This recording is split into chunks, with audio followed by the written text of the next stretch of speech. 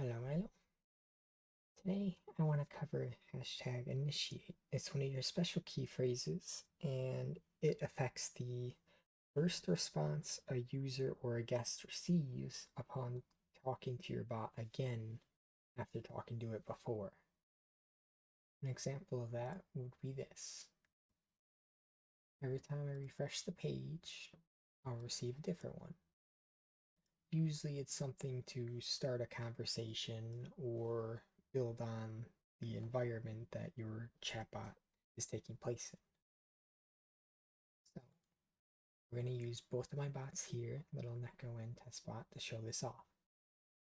So go to build, go to chatbot workshop, and then click on the bot you're going to work on. For this one, I'm going to work on tester bot and go to the language center. Now, you'll see this, the special, that stands for special key phrase. Now, the two that you want to focus on are introduce and initiate. Introduce is sort of like initiate, it's just the introduce is the first ever message to be received. And then after that, it'll never be received, or it'll never send it out again. It'll only send out initiate. So we look at my bot. This is his introduce. It just sets a baseline for the story slash roleplay. And then on initiate, he has a bunch of ones where they're waking up inside the house as if it's been a new day.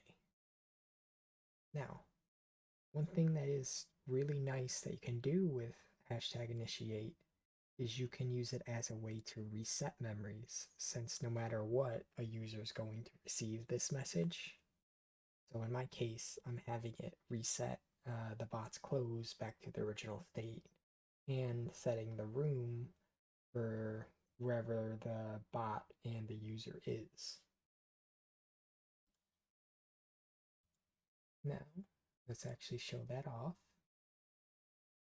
For the baseline, I would recommend having greetings. This is just for any bot, so let's say your bot's not necessarily a roleplay bot, it might be like a questionnaire or something like that, just to help people or things. I would at least recommend having like 6-ish greetings. Now, if you're going to make a bot more like mine, you can have it more in like a roleplay sense. So like let's say your bot takes place at a nightclub. You can have it where he brings the user to a dance floor, brings them to the bar, or let's say they're sleeping in bed and the bot's making breakfast for you. Something just to set the tone in the scene and give the user something to work off of. Then if you want to be more specific, you can add in those memories. Now, the memories I would recommend messing with would be like a location memory. Like in this case, I'm using mem-place. But you can also use things like relationship or ownership. So like let's say the user owns the room, so now they'll wake up in the room. Or now that the relationship's changed from stranger to friend or roomie or something like that, now they'll wake up at the friend's place, things like that. Otherwise, you can use things for like holidays. So right here we have chrono, month, day. You can also use like time of day, but I really don't recommend using those just because people's time varies so heavily. So the chance of those being triggered, you're more or less wasting your time. You're better off just sticking to the holiday days.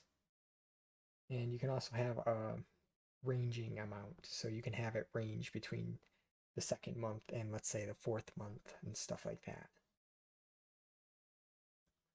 So like for example, I have Valentine's Day and the Christmas one here.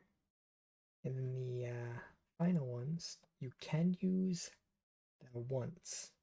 This means that it'll only ever be responded to the user once and once only. Personally, I tend to avoid these you're usually better off using a actual memory. So like let's say I have a memory named question wedding for this one. So let's say our memory is question wedding. We have it set to false at first, and then after the bot asks that user that question, it turns to true. Now he'll no longer ask the user that question. Then, what that allows you to do versus the once is you can reset that. So, like let's say I was to type reset, I could I could have a AI script memory in place named remember mem question wedding is false. So now you have a way to actually reset those instead of it just being gone forever. So that pretty much covers all the bases.